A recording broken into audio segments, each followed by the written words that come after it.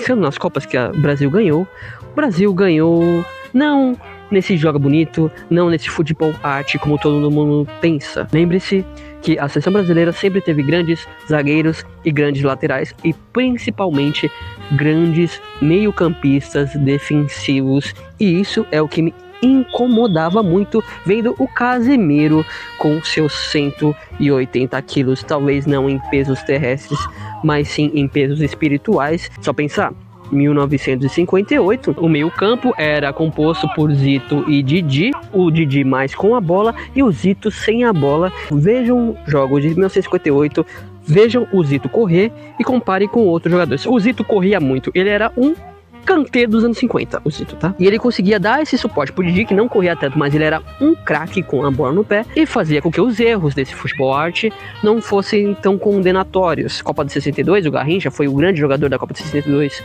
pelo Brasil, mas o Garrincha também perdia muita bola, mas ele sabia que o Zito ia correr por ele, ia pegar, o Zósimo ia correr por ele, ia pegar, o Mauro Ramos ia correr por ele, ia pegar, o Djalma Santos ia correr por ele, ia pegar. 94, Mauro Silva e Dunga. Se fala muito do aspecto mais defensivo do Dunga, mas não fala tanto do ofensivo. O Dunga era um ótimo armador também, mas era um time que sabia muito bem marcar, jogava num 4-4-2 fechado para dar o suporte para a magia de Romário e de Bebeto.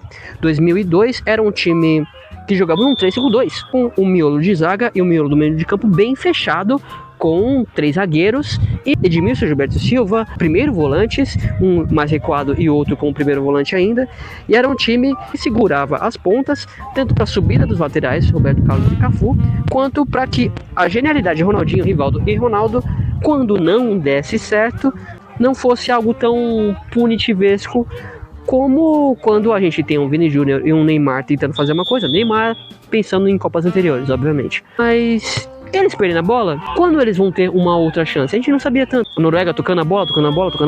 O Vinícius Júnior deu um passe maravilhoso pro Endrick pra fazer o gol. Beleza, o Endrick perdeu o gol.